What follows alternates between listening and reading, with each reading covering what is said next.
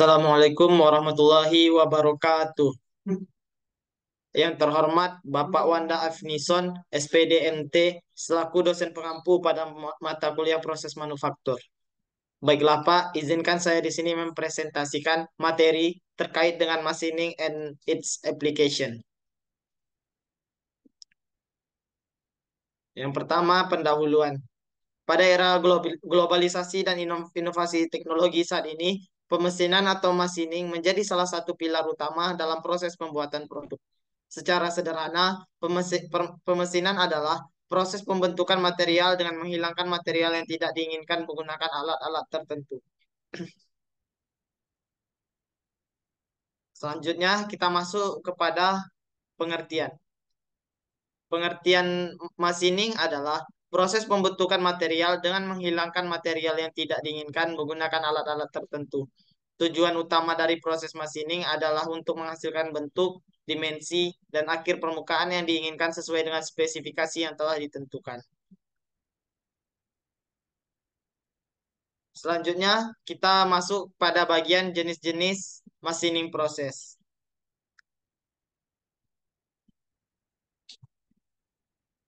Yang pertama ada mesin bubut atau lathe mesin.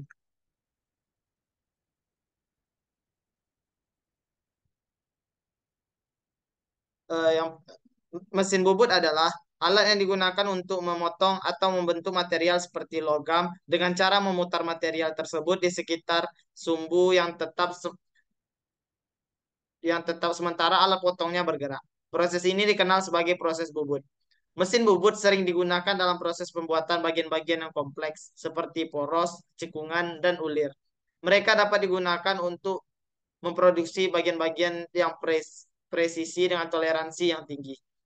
Mesin bubut tersedia dalam berbagai ukuran dan konfigurasi, mulai dari model kecil yang digunakan di bengkel kecil hingga mesin industri yang besar dan canggih. Selanjutnya kita masuk pada bagian-bagian mesin bubut.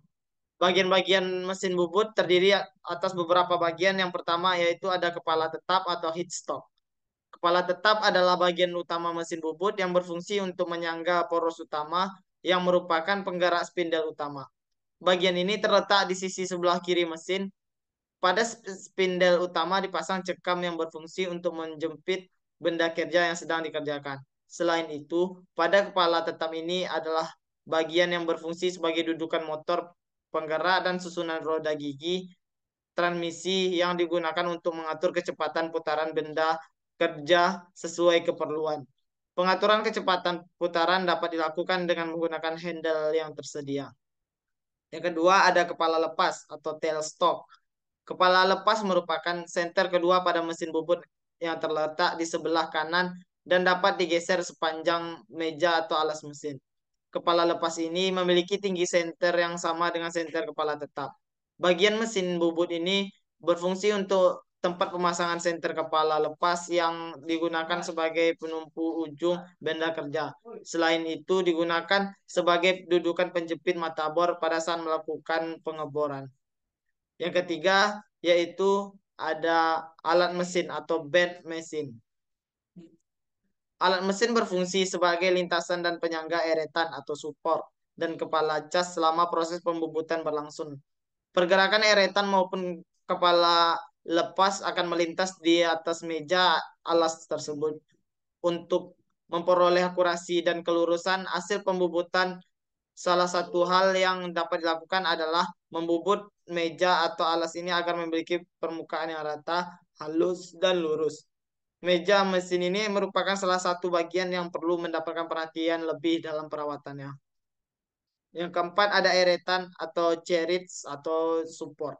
Eretan fungsinya adalah sebagai dudukan sekaligus penghantar alat potongan atau pahat agar dapat bergerak sepanjang alat mesin baik bergerak dalam arah membujur maupun melintang.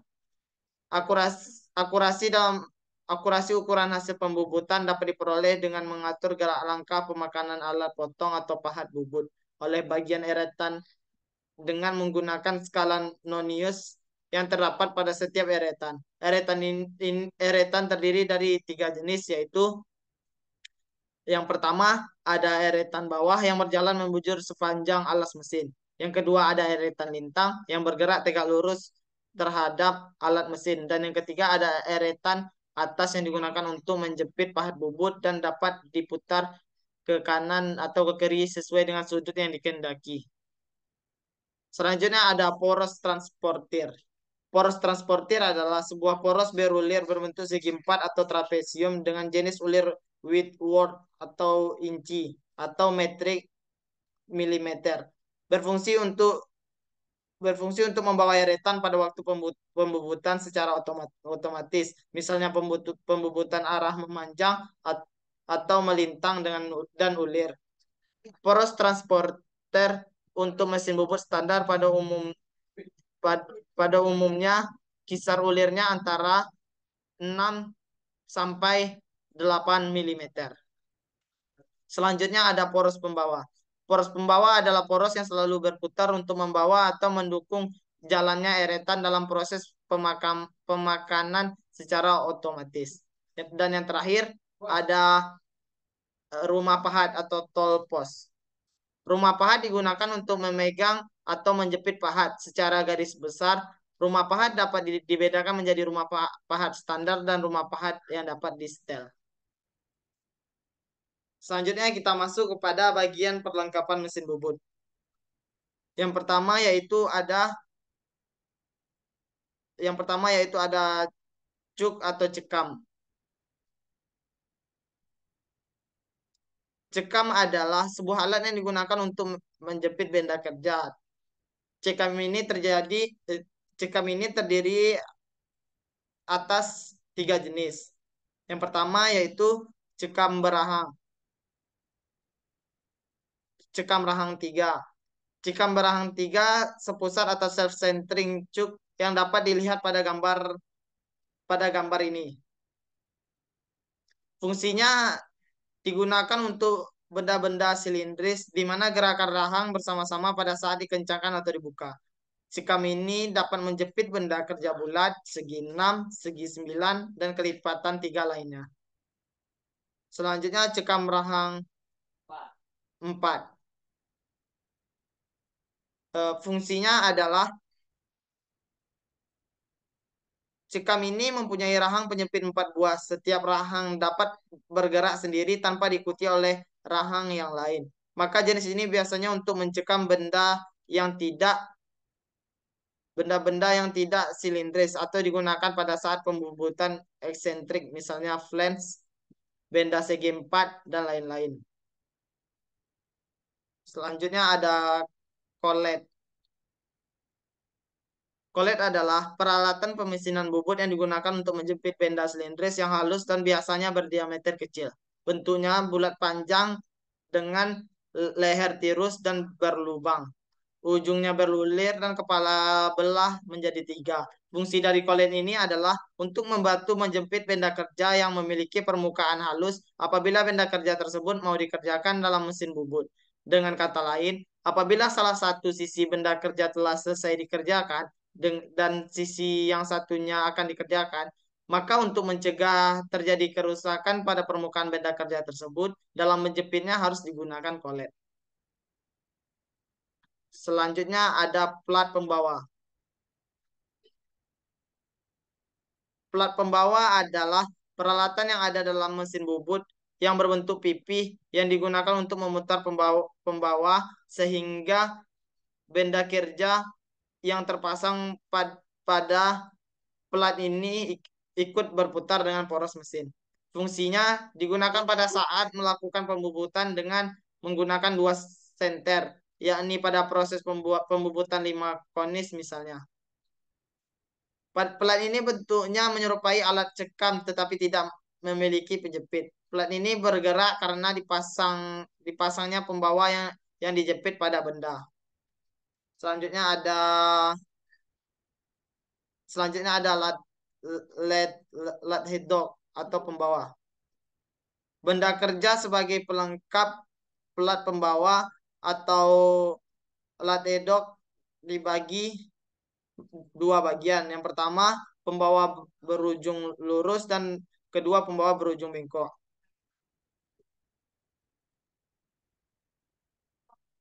Pembawa berujung lurus digunakan berpasangan dengan plat pembawa rata, sedangkan pembawa berujung bengkok digunakan dengan plat ber pembawa beralur.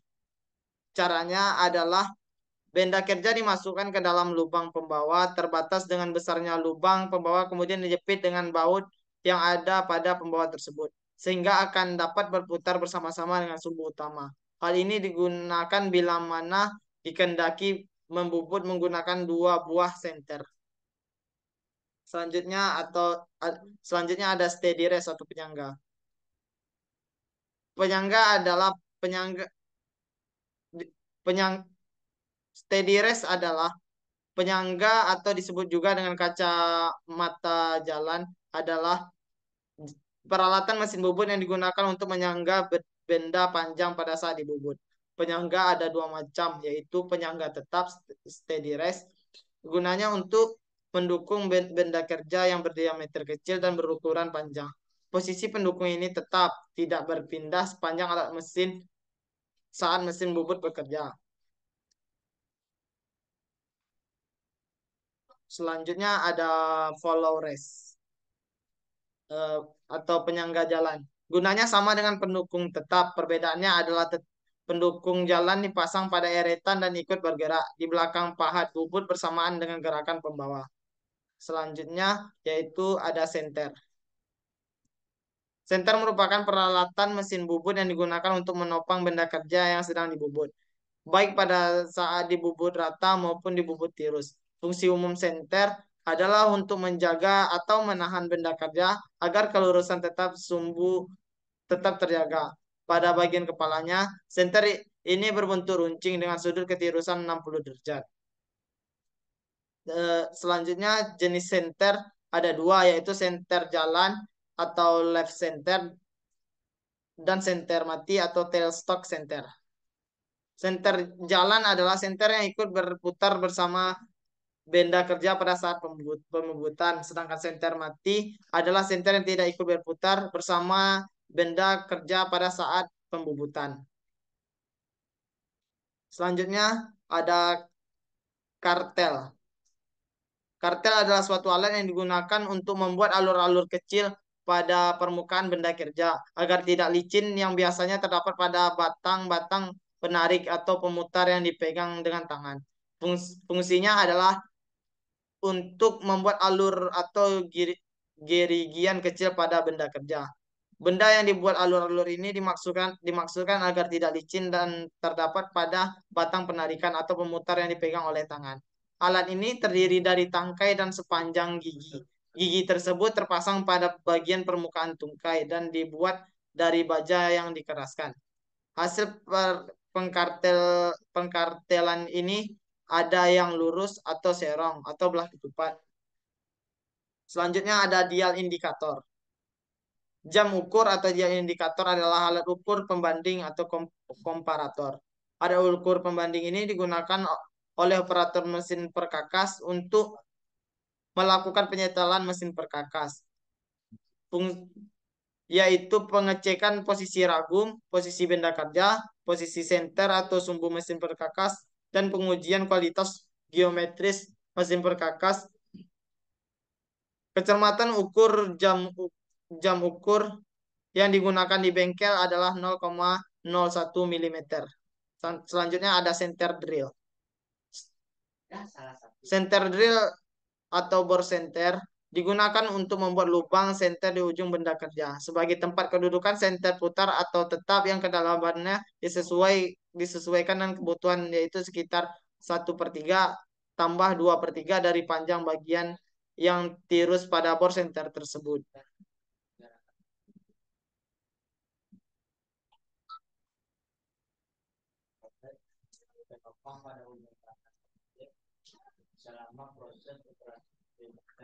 Selanjutnya kita masuk pada cara kerja mesin bubut.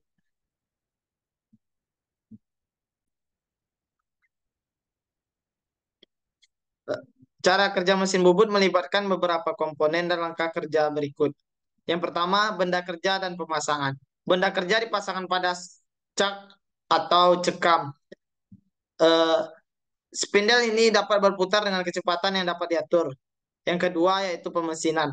Dengan benda kerja yang berputar, alat potong atau pahat bubut diletakkan pada tool post dan diarahkan ke benda kerja. Pad ini dapat digerakkan secara manual atau otomatis sepanjang sumbu longitudinal atau arah Z atau sumbu transversal atau arah X.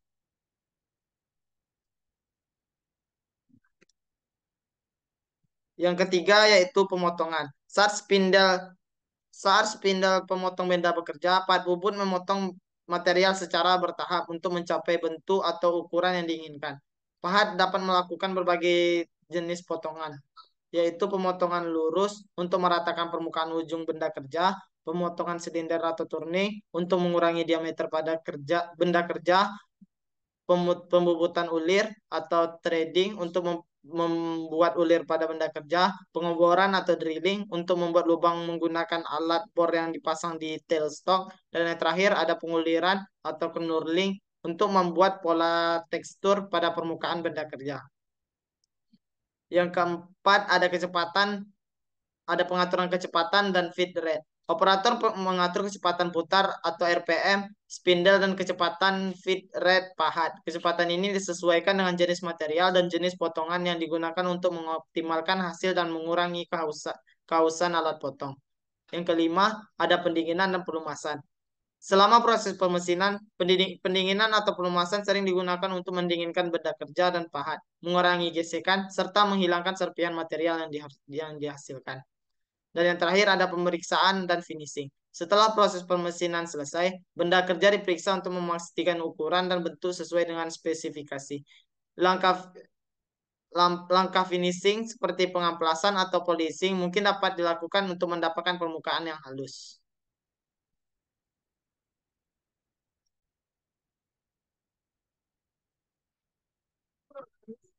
Selanjutnya kita masuk pada mesin scrap atau shaping mesin. Pengertian shaping mesin atau mesin scrap adalah mesin perkakas yang mempunyai gerak utama bolak-balik horizontal dan berfungsi untuk merubah bentuk dan ukuran benda kerja sesuai dengan yang dikehendaki, yang mengambil pemotongan berupa garis lurus. Dalam menggerakkan benda kerja menyilang jejak dari pahat ini, maka ditimbulkan permukaan yang rata, bagaimanapun juga bentuk pahatnya. Kesempurnaan tidak tergantung pada ketelitian dari pahat dengan pahat khusus. Perlengkapan dan alat untuk memegang benda kerja dan sebuah mesin scrap dapat juga memotong alur pasak luar dan dalam, alur spiral, batang gigi, tanggem, celah T, dan berbagai bentuk lain. Pahat bekerja pada saat gerakan maju. Dengan gerakan ini dihasilkan pekerjaan menjadi 4 macam, seperti meratakan bidang, membuat alur, membuat bidang yang bersudut atau bertingkat, dan yang terakhir membentuk. Mesin scrap dapat dipakai untuk pengerjaan benda kerja sampai sepanjang 800 mm. Berpegangan pada prinsip gerakan mendatar, pada langkah pemakaian akan menghasilkan beram atau tata logam dari benda kerja. Panjang langkah diatur dengan mengubah jalan keliling pasak engkol pada roda gigi penggerak. Karenanya menambah atau mengurangi ayunan engkol. Pemindahan ini diatur dengan memutar proses pengaturan langkah yang akan memutar roda gigi, kerucut, dan menggerakkan batang berulir yang mengatur penggerakan blok engkol. Selanjutnya kita masuk kepada jenis-jenis mesin scrap.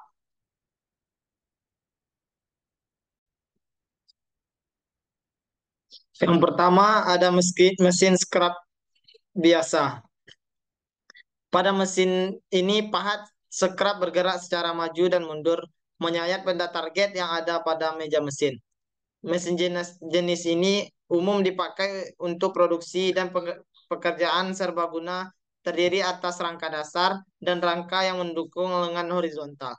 Benda kerja didukung pada rel silang sehingga memungkinkan benda kerja untuk digerakkan ke arah menyilang atau vertikal dengan tangan atau penggerak daya. Pada mesin ini, pahat melakukan gerakan bolak-balik, sedangkan benda kerja melakukan gerakan ingsutan. Panjang langkah maksimum sampai 1000 mm. Cocok untuk benda pendek dan tidak terlalu berat. Yang kedua ada mesin sekap planer,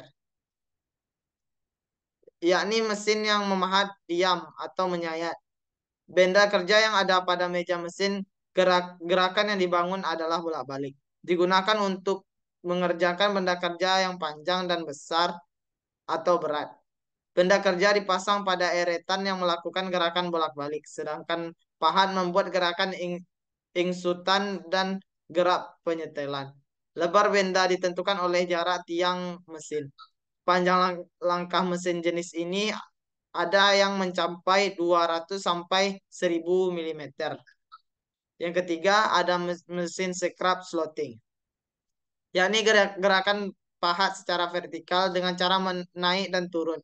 Mesin scrap ini digunakan untuk memotong dalam, menyerut, dan bersudut, serta untuk pengerjaan permukaan-permukaan yang sukar dijangkau. Selain itu, mesin ini juga bisa digunakan untuk operasi yang memerlukan pemotongan vertikal.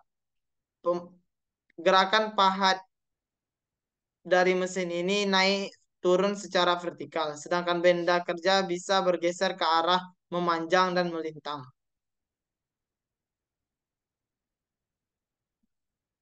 Selanjutnya yaitu bagian-bagian pada mesin scrap.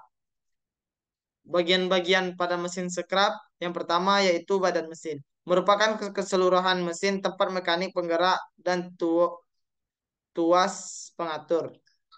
Selanjutnya meja mesin. Fungsinya merupakan tempat kedudukan benda kerja atau penjepit benda kerja. Mesin didukung dan digerakkan oleh eretan lintang dan eretan tegak. Eretan lintang dapat diatur secara otomatis.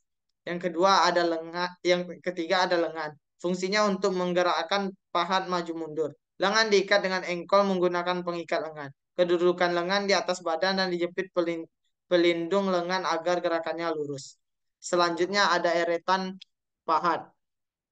Fungsinya untuk mengatur ketebalan pemakanan pahat. Dengan memutar roda pemutar, maka pahat akan turun atau naik. Ketebalan pemakanan dapat dibaca pada dia. Eretan pahat terpasang di bagian ujung lengan dengan ditumpu oleh dua buah mur baut pengikat. Eretan eret Eretan dapat dimiringkan untuk penyekrapan bidang bersudut atau miring. Kemiringan eretan dapat dibaca pada pengukur sudut eretan. Selanjutnya ada pengatur kecepatan. Fungsinya untuk mengatur atau memilih jumlah langkah lengan mesin per menit. Untuk pemakanan tipis dapat dipercepat. Pengaturan harus pada saat mesin berhenti. Yang selanjutnya ada tuas panjang langkah.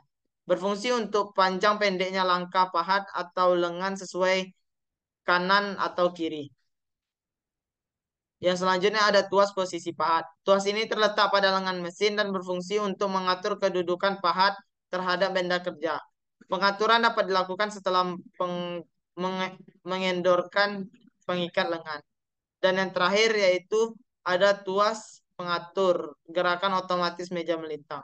Untuk menyekrap secara otomatis dilakukan pengaturan-pengaturan panjang engkol yang mengubah gerakan putar mesin pada roda gigi menjadi gerakan lurus meja. Dengan demikian, meja melakukan gerak ingsutan atau fading. Selanjutnya yaitu cara kerja pada mesin scrap.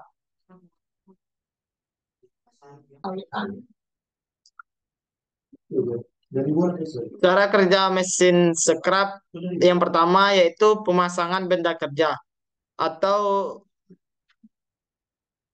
yang pertama yaitu pemasangan benda kerja. Benda kerja dipasang dan diikat kuat pada pada meja mesin menggunakan klem atau ragum. Yang kedua ada pengaturan pahat. Pahat pemotong dipasang pada rama atau di setel agar posisi sesuai dengan kebutuhan pemotongan. Yang ketiga pengaturan gerakan rama. Operator mengatur panjang langkah, stroke length, dan kecepatan gerakan rama sesuai dengan material dan jenis pemotongan yang diinginkan. Panjang langkah diatur agar mencakup seluruh panjang benda kerja yang akan dipotong. Yang keempat, gerakan maju mundur. Mesin dinyalakan, rama mulai bergerak maju dan mundur. Saat rama bergerak maju, pahat pemotong melakukan pemotongan pada benda kerja. Saat ramak mundur, pahat diangkat sedikit agar tidak kontak dengan benda kerja. Mengurangi kehausan pahat dan memungkinkan pendinginan.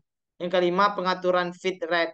Feed rate atau laju pemakanan diatur, yaitu gerakan meja atau benda kerja secara lateral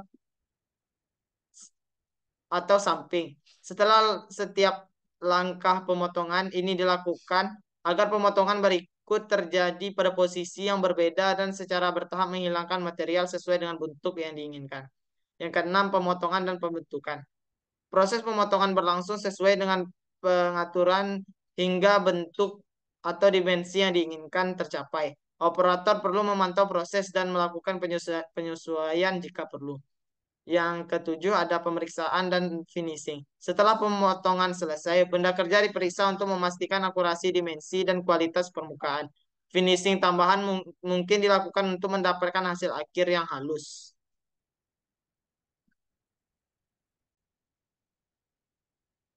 Selanjutnya kita masuk pada mesin freeze atau milling machine. Mesin freeze adalah suatu mesin perkakas yang menghasilkan sebuah bidang datar di mana pisau berputar dan bergerak melakukan langkah pemakanan. Sedangkan proses milling adalah suatu proses permesinan yang pada umumnya menghasilkan bentuk bidang datar karena pergerakan dari meja mesin, di mana proses pengurangan material pada kerja terjadi karena adanya kontak antara alat potong atau cutter yang berputar pada poros dengan benda kerja yang tercekam pada meja mesin.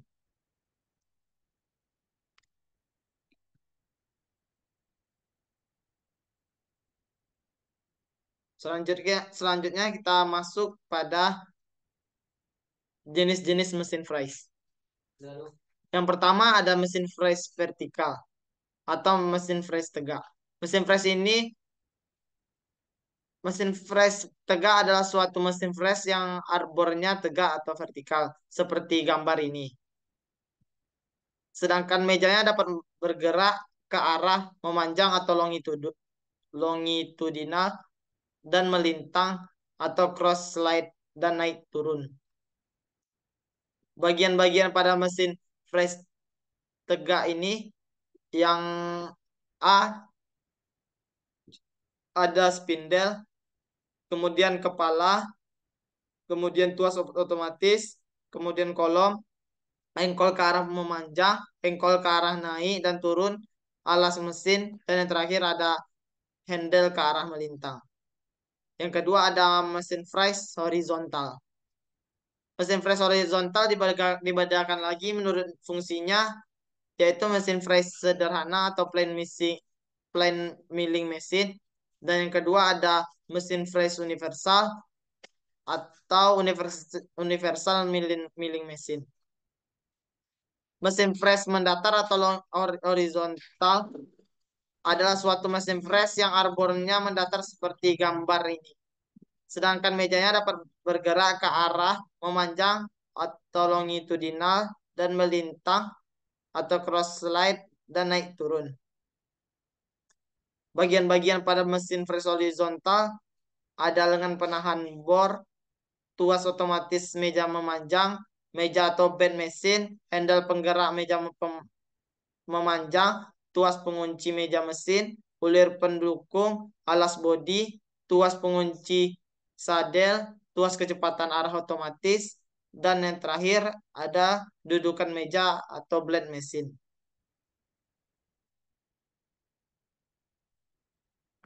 Selanjutnya ada juga tuas pengatur fading, tuas pengatur fading, engkol untuk ke arah naik atau turun, engkol untuk ke arah naik, kemudian lutut, ada juga tiang atau kolom, kemudian spindle mesin, kemudian lengan mesin, lengan penahan arbor, dan yang terakhir ada tombol on dan off. Selanjutnya ada mesin freeze universal.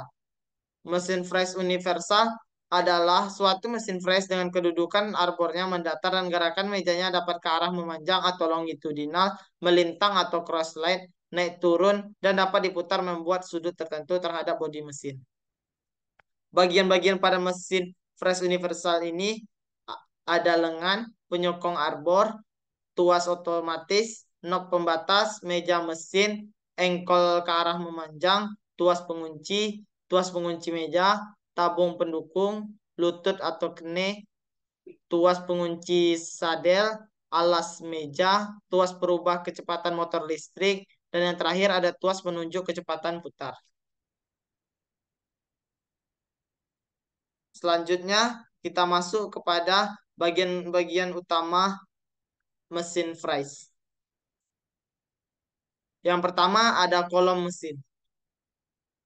Kolom mesin atau badan mesin ini adalah berdiri tegak dan kokoh karena ia dipakai sebagai patokan dan merupakan dudukan dan rumah dari roda gigi. Selain dari itu, juga akan jadi dudukan dari sumbu utama. Bahkan untuk jadi dudukan motor dan puli-pulinya, itulah ditempatkan bagian depan yang dikerjakan secara masinal. Adalah berbentuk ekor burung tegak, yaitu untuk gerakan turun naiknya kene yang membawa sadel dan meja. Pada bagian sebelah atas pada bagian atas kolom ini dipasang. Yang kedua ada lengan mesin. Seperti dikatakan di atas bahwa lengan mesin itu letaknya di bagian paling atas dari bagian mesin dan di bawahnya mempunyai bentuk ekor burung yang pas kepada alur ekor burung pada badan mesin. Lengan ini dapat dikunci dan dilepas untuk kebutuhan tertentu. Pada lengan ini dapat dipasang dukungan arbor atau support arbor yang mempunyai alur ekor burung pas kepada tangan tadi dan ia dapat dikunci pada posisi tertentu sehingga cocok untuk kebutuhan pekerjaan tertentu pada beberapa jenis mesin. Yang kedua ada meja mesin. Meja ini letaknya adalah di atas sadel. Bentuknya segi empat panjang dan mempunyai alur-alur T yang berfungsi untuk penempatan baut dan murte yang berfungsi sebagai pengikat. Untuk jenis mesin tertentu, meja ini dapat diatur 0 sampai 45 derajat miring ke kiri atau ke kanan. Pergerakan ke kiri atau ke kanan dari meja ini dengan bantuan memutar sumbu transportir yang mempunyai kisar tertentu, yaitu ada yang 5 atau 6 milimeter, ada juga yang berukuran inci. Apabila perlu meja ini dapat dikunci kepada sadel dan untuk pengefresan dengan pemakaman menurunan atau clean milling. Maka meja mesin ini dipasang backlash eliminator untuk menahan loncatan dari meja karena pemakanan. Selanjutnya ada sadel atau dudukan meja. Sadel ini bentuknya persegi, artinya mempunyai ukuran lebar sama dengan ukuran panjangnya. Dan sadel ini mempunyai alur ekor burung yang pas kepada lutut, sehingga sadel ini dapat bergerak maju, mundur, searah, dan sejajar dengan gerakan lengan tadi. Selanjutnya ada kene mesin atau lutut mesin. Lutut ini lutut ini adalah mempunyai dua alur ekor burung yang saling tegak lurus, yaitu satu alur dipaskan kepada kolom dan satunya lagi dipaskan kepada sadel itu tadi. Lutut ini berbentuk rongga dan dalam rongga itulah dipasang roda-roda gigi untuk menggerakkan otomatis, maju mundur, naik turun, dan kanan kiri. Gerakan dari lutut ini hanya dua arah, yaitu turun dan naik saja. Lutut ini juga dapat dikuncirkan kepada kolom agar kuku pada waktu pengefresan. Yang keenam ada alas mesin. Alas mesin ini letaknya sama yang dengan namanya, yaitu alas. Artinya bagian paling bawah dari mesin. Alas ini berfungsi untuk menumpu seluruh beban yang ada pada mesin, seperti berat mesin ditambah berat bahan yang dikerjakan dan berat perlengkapan yang dipakai serta berat dari alas itu sendiri. Pada alas mesin ini dibuat rongga sebagai bak penampung, yaitu untuk menampung cairan pendingin, pompa air untuk mengalirkan cairan pendingin kepada kater, dan benda kerja juga dipasangkan pada alas ini untuk membuat sirkulasi air pendinginan itu tadi.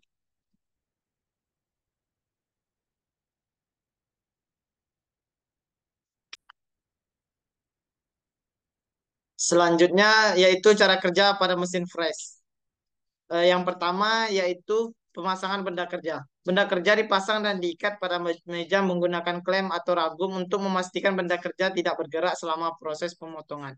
Yang kedua, pemasangan alat potong. Alat potong atau fresh dipasang pada spindle. Pemilihan alat potong disesuaikan dengan jenis pemotongan dan material benda kerja. Yang ketiga, pengaturan kecepatan putar. Operator mengatur kecepatan putar spindle sesuai dengan jenis material dan ukuran alat potong. Yang keempat, pengaturan feed rate. Feed rate atau laju pemakanan diatur untuk melakukan seberapa cepat meja bergerak sehingga alat potong dapat memotong material dengan efektif. Yang kelima, proses pemotongan. Mesin dinyalakan dan alat potong mulai berputar. Meja bergerak sesuai dengan pengaturan feed rate sehingga alat potong dapat mengikis material benda kerja. Proses ini dapat dilakukan dalam berbagai arah untuk mencapai bentuk atau dimensi yang diinginkan.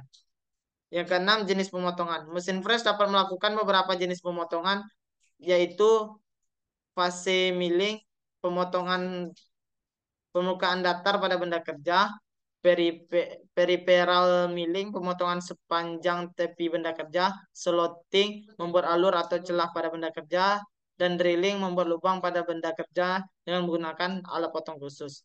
Yang ketujuh, ada pendinginan dan pelumasan. Selama proses pemotongan, pendinginan atau pelumasan sering digunakan untuk mendinginkan alat potong dan benda kerja, mengurangi gesekan, serta membersihkan serpihan material yang dihasilkan. Yang kedelapan, pemeriksaan dan finishing. Setelah pemotongan selesai, benda kerja diperiksa untuk memastikan ukuran dan bentuk sesuai dengan spesifikasi. Langkah finishing seperti pengamplasan atau polishing mungkin dilakukan untuk mendapatkan permukaan yang halus.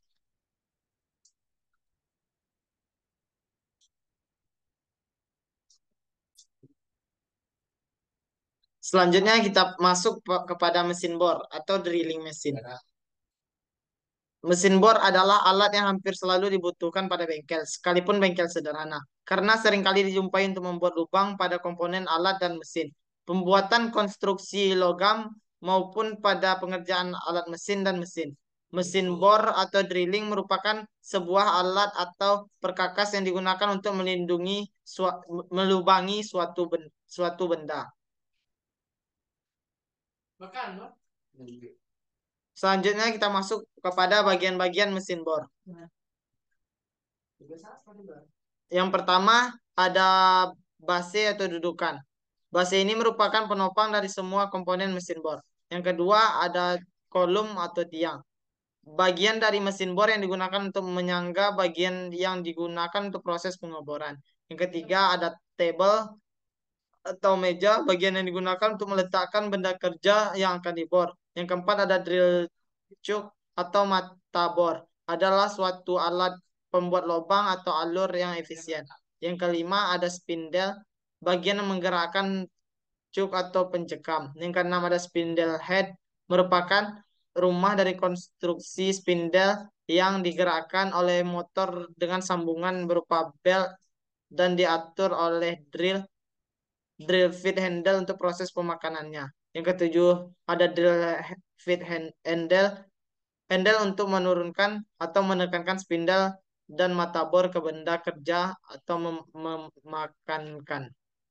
Yang kedelapan ada table clamp, yaitu digunakan untuk mengunci kedudukan table.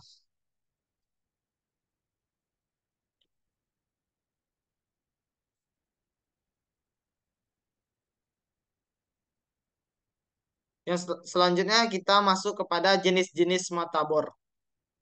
Yang pertama ada twist bits. Jenis mata bor yang paling banyak digunakan dan cukup universal fungsinya. Bisa digunakan menggunakan mesin bor tangan atau mesin bor duduk baik secara horizontal maupun vertikal. Yang kedua ada Mansory bits. Dirancang untuk membuat lubang pada tembok, beton, atau batu. Digunakan dengan mesin bor pada setelan martil atau gerakan bir bergetar seperti ketukan martil. Yang ketiga ada spur bits. Dikenal sebagai mata bor kayu dengan ujung mata bor runcing pada bagian tengahnya dan pisau penggaris pada bagian kelilingnya. Selanjutnya ada contesting bits. Mata bor ini bersudut 90 derajat pada ujungnya dan berfungsi untuk membuat lubang 45 derajat terhadap permukaan kayu. Selanjutnya ada Foster bit, yaitu mata bor yang berfungsi untuk membuat lubang ensel sendok. Dan yang terakhir ada Holsaw bits.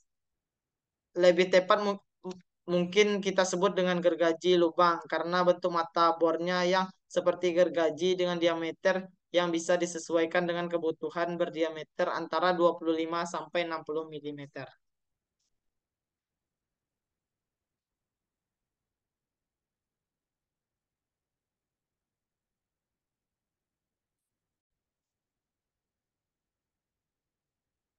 Selanjutnya kita masuk kepada fungsi mesin bor. Ada tiga, yaitu membuat lubang, membesarkan lubang, dan membuat chamfer.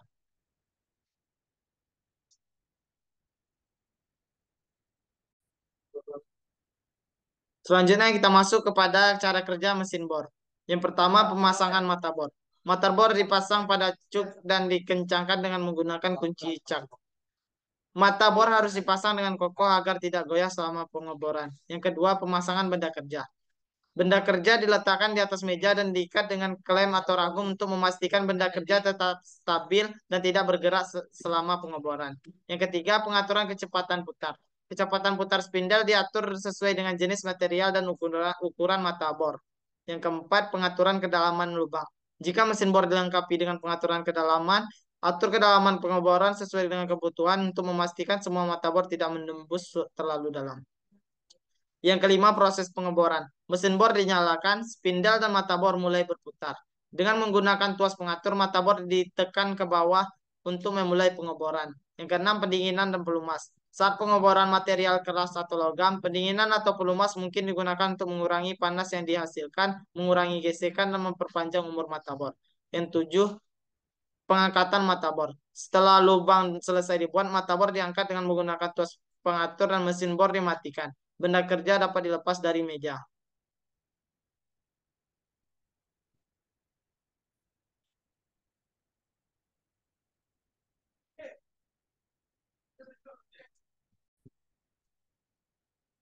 Selanjutnya kita masuk kepada mesin gerinda atau grinding mesin.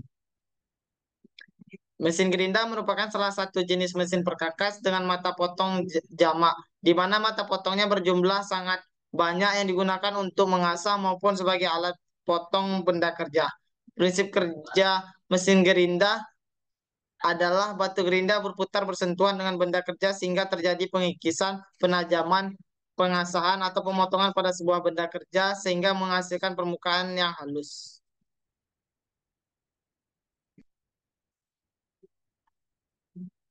Selanjutnya kita masuk kepada macam-macam mesin gerinda. Yang pertama ada mesin gerinda datar atau surface grinding machine. Mesin gerinda datar adalah mesin gerinda dengan teknik penggerindaan mengacu pada pembuatan bentuk datar, bentuk dan permukaan yang tidak rata pada sebuah benda kerja yang berada di bawah batu gerinda yang diputar. Pada umumnya mesin ini digunakan untuk menggerinda permukaan yang meja mesinnya bergerak horizontal bolak-balik.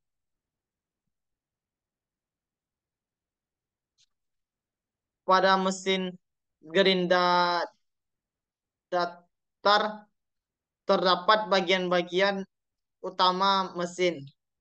Ada bodi mesin, berfungsi sebagai dudukan bagian mesin lainnya. Ada kolom mesin berfungsi sebagai dudukan spindel dan motor penggerak. Ada spindel mesin berfungsi sebagai dudukan roda gerinda. Ada roda gerinda berfungsi sebagai alat potong pada saat melakukan penggerindaan. Ada dudukan meja magnetik berfungsi sebagai dudukan meja magnetik. Ada meja magnetik berfungsi untuk mengangkat benda kerja yang akan dilakukan penggerindaan. Yang ketujuh, pelindung air pendingin berfungsi agar air pendingin tidak menyebar kemana-mana. Yang kedelapan, handle penggerak meja memanjang berfungsi untuk menggerakkan meja arah memanjang secara manual. Yang kesembilan, handle penggerak meja melintang berfungsi untuk menggerakkan meja arah melintang secara manual. Yang kesepuluh, tuas penggerak otomatis berfungsi untuk menggerakkan meja secara otomatis. Yang ke-11 ada handle pengatur pemakanan roda gerinda. Yang ke-12 ada sistem hidrolik terdiri dari bak oli, oli pompa, dan pompa oli. Yang ke-13 ada sistem pendingin dan penyedot debu. Yang keempat panel kelistrikan. Yang ke-15 panel on off, dan yang ke-16 panel indikator. Yang kedua ada mesin gerinda silinder atau cylindrical grinding machine. Adalah jenis mesin gerinda dengan benda kerja yang mampu dikerjakan dengan bentuk silinder. Jenis mesin ini dibagi menjadi 4 macam, yaitu mesin gerinda silinder luar, mesin gerinda silinder dalam, mesin gerinda silinder universal, dan mesin gerinda silindris luar tanpa senter bagian mesin gerinda. Pada mesin gerinda ini terdapat juga bagian-bagiannya, yaitu yang pertama kepala utama, yang kedua spindle utama, yang ketiga kaki mesin, yang keempat panel kontrol, yang kelima meja bawah, yang keenam meja atas, yang ketujuh kepala lepas, dan yang terakhir perlengkapan pendingin. Yang ketiga ada mesin gerinda tangan. Mesin gerinda tangan adalah jenis mesin gerinda yang mana gaya gerakannya diteruskan dari engkol menuju roda gerinda menuju melalui transmisi roda gigi. Jenis mesin gerinda tangan ini adalah jenis mesin yang serba guna sebab bisa dipergunakan untuk menggerinda atau memotong benda logam, kayu, bahan bangunan, kaca, dan bisa pula dipergunakan untuk memoles mobil.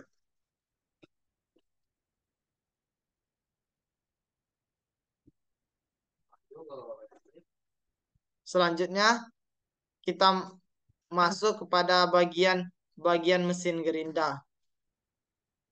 Yang pertama ada saklar utama mesin, tidak lain dan tidak bukan fungsinya untuk menghidupkan dan mematikan mesin on atau off. Yang kedua meja benda untuk tempat tumpuan menaruh benda kerja. Yang ketiga pelindung yang dapat diatur. Pelindung ini adalah safety glass, di mana dirancang untuk melindungi bagian atas badan pekerja seperti bagian wajah dari percikan api. Yang keempat ada power transmission gerinda, dilindungi oleh pelindung tetap sebagai peredam getaran power transmission gerinda berupa spindle.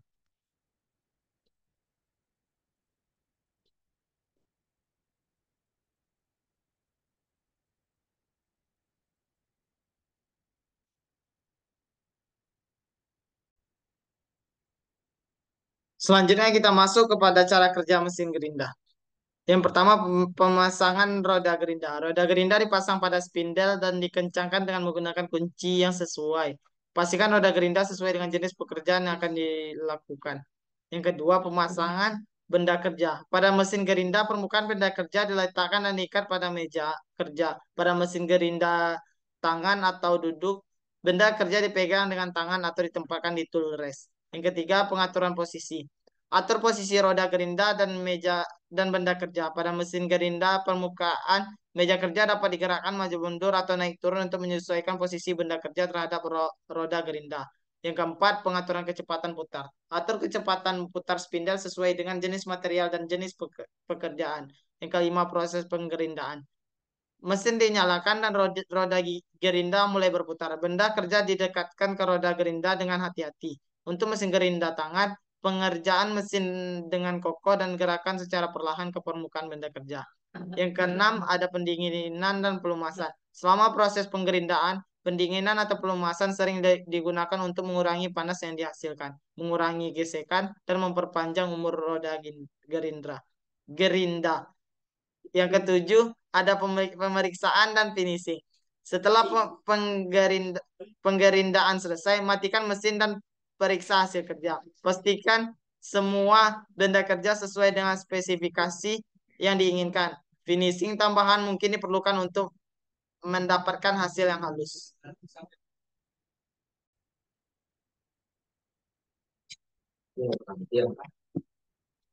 Selanjutnya kita masuk pada proses las atau welding proses.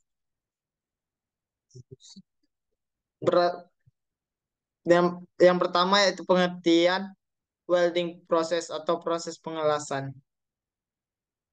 Berdasarkan definisi dari Deukit Industri Normen atau DIN dalam Harsono and Toshi mendefinisikan bahwa las adalah ikatan metalurgi pada sambungan logam paduan yang dilakukan dalam keadaan lumer atau cair.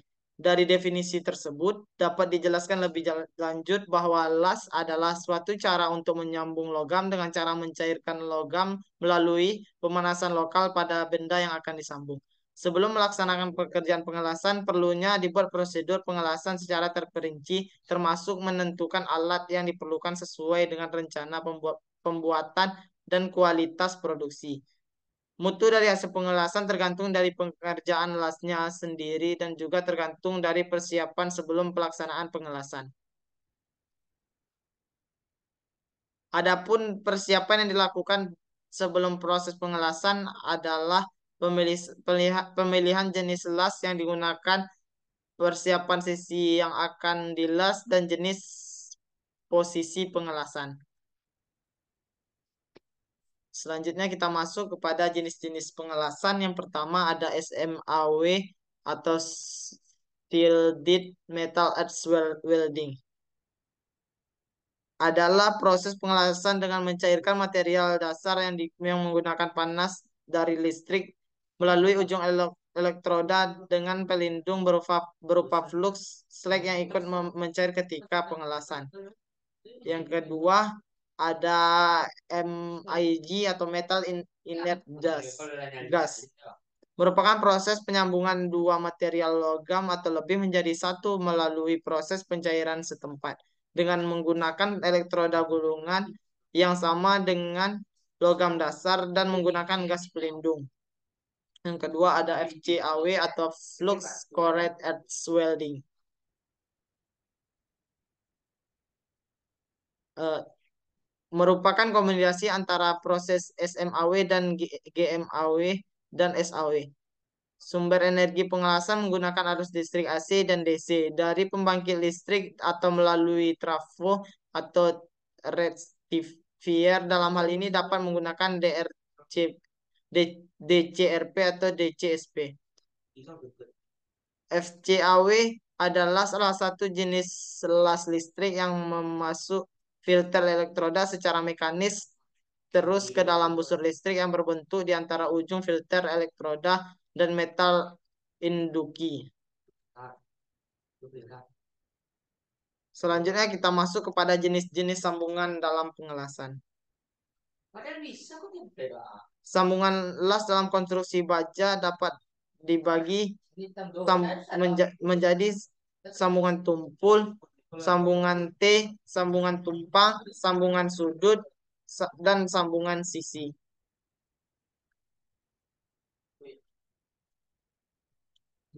Selanjutnya kita masuk kepada kesimpulan. Machining proses adalah serangkaian metode untuk memotong material, biasanya logam, menjadi produk dengan bentuk dan ukuran yang diinginkan menggunakan alat potong. Proses ini meliputi berbagai teknik seperti turning atau bubut, milling atau fries, drilling atau pengoboran, dan grinding atau penggerindaan. Tujuan utama dari machining proses adalah mencapai tingkat presisi dan kualitas permukaan yang tinggi. Proses ini memerlukan mesin perkakas yang tepat, keterampilan operator, serta pemahaman tentang sifat material yang dikerjakan.